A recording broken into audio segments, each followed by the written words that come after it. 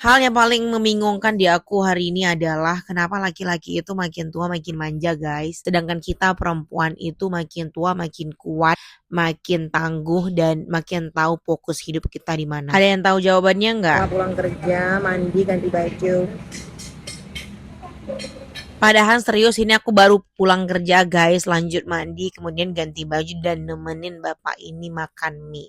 Sekarang bapak ini pengen banget ditemenin guys, kemarin dia minta ditemenin sarapan pagi, kemudian dia ditemenin nongkrong. Sedangkan sekarang aku selama kerja, apalagi selama tinggal di Banda Aceh itu pengennya di rumah guys, karena dari Senin sampai Jumat dan Sabtu Minggu juga aku biasanya punya kegiatan, jadi aku nggak punya waktu lagi untuk nongkrong, ketawa ketiwi, apalagi untuk duduk bersama orang-orang yang tidak terlalu penting begitu. Dan entah kenapa semakin dewasa circle pertemanan itu benar-benar semakin kecil guys. Kita semakin tahu siapa yang harus kita prioritaskan dan siapa yang tidak perlu diurusin begitu. Dan ya inilah sekarang faktanya hidup memang begini guys. Padahal dulu itu kita selalu diajarin bertemanlah dengan semua orang, banyak teman, semua harus ditemanin. Tapi faktanya setelah dewasa kita memang harus benar-benar memilih circle lingkungan kita.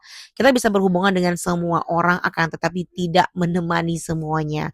Karena lingkungan itu atau circle pertemanan itu menentukan masa depan kita.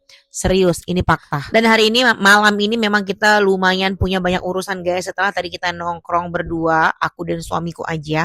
Anak-anak jangan tanya di mana, mereka di rumah. Kita pantau dari CCTV, mereka memang sering tinggal di rumah.